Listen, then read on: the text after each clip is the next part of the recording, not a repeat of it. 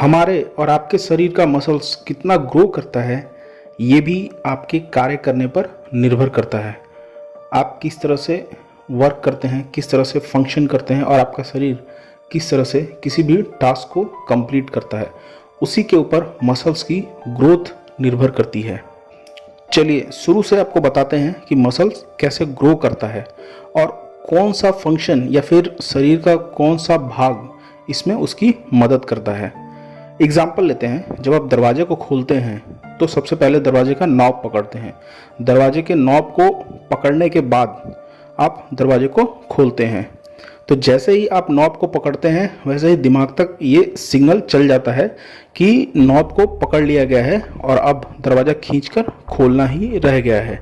और इसी बीच ब्रेन से ये सिग्नल मसल्स तक आता है कि दरवाजे को खोलना है, और तब मसल्स क्या करती हैं कि कॉन्ट्रैक्ट और रिलैक्स होना शुरू करती हैं।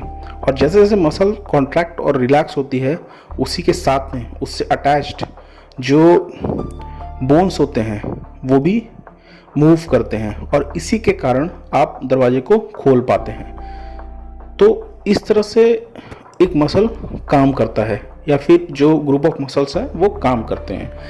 लेकिन अब अगर दरवाज़ा लकड़ी का है तो फिर ठीक है, खुल जाएगा आराम से। लेकिन वहीं एक बड़ा लोहे का दरवाज़ा है तब आप उसको कैसे खोलेंगे? उसके लिए आपको ज़्यादा शक्ति की आवश्यकता पड़ेगी। और ऐसे में तब जब ये सिग्नल जाएगा ब्रेन तक कि हमें और ताकत की ज़रूरत है, हम एक हाथ से इस दरवाजे को नहीं खोल पा रहे हैं, तो आप दोनों हाथों का जोर लगाएंगे और दोनों हाथों की मसल्स काम करके उसको खोलेगी। तो इस तरह से ये जो कार्य हो रहा है एक कोऑर्डिनेटेड मैनर में काम हो रहा है, जिससे मसल्स काम करके आपके जो टास्क है उसको फुलफिल करती हैं। लेकिन अगर आपको यही काम बार बार करना पड़े, मसल्स पे बार बार अगर लोड पड़े, तो फिर क्या होता है?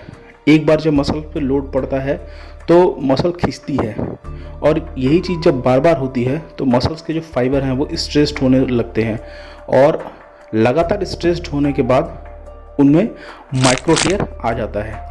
और यही वो कुंजी है, यही वो चाबी है जिससे मसल बिल्ड होता है, मसल का ग्रोथ होता है। जैसे ही माइक्रो टियर्स आते हैं वैसे ही मसल्स इन्फ्लेमेटरी रिस्पॉन्स इनिशिएट कर देते हैं, और जैसे ही इन्फ्लेमेटरी रिस्पॉन्स इनिशिएट होता है साइटोकाइनेस रिलीज़ हो जाते हैं। साइटोकाइनेस के रिलीज़ होते ही ब्रेन जो है वो एक्टिवेट हो जाता है, और उसी के साथ साथ जो इम्यूनिटी सिस्टम है शरीर का वो भी एक्टिवेट हो जाता है। और फिर उसके बाद प्रोटीन बिल्डर्स आते हैं और आकर तुरंत जो है मसल्स को रिपेयर करना शुरू करते हैं, हील करना शुरू करते हैं, और वहाँ पर और फाइबर्स का निर्माण करते हैं। इन मसल फाइबर का जब निर्माण होता है तो ऑटोमेटिकली जो मसल का बल्क है वो बढ़ जाता है। अगर आप एक बॉडी बिल्डर्स को देखेंगे तो ये बॉडी बिल्डर्स जिम में घंटों पसीना बहाते हैं, और लगातार जब ये जिम करते हैं तो ये कॉन्सेंट्रिक और इसेंट्रिक दो तरह के जो है वो फंक्शंस होते हैं मसल्स के, वो परफॉर्म करते हैं। और इन दोनों फंक्शन से जो मसल बल्क है वो इंक्रीज़ होता है। और इसी कारण जो जिम ट्रेनर है आपको बोलता है नो पेन नो गेन। तो अगर आप जिम कर रहे हैं और अगली बार अगर आप ये जिम में सुनते हैं तो हैरान मत होइएगा।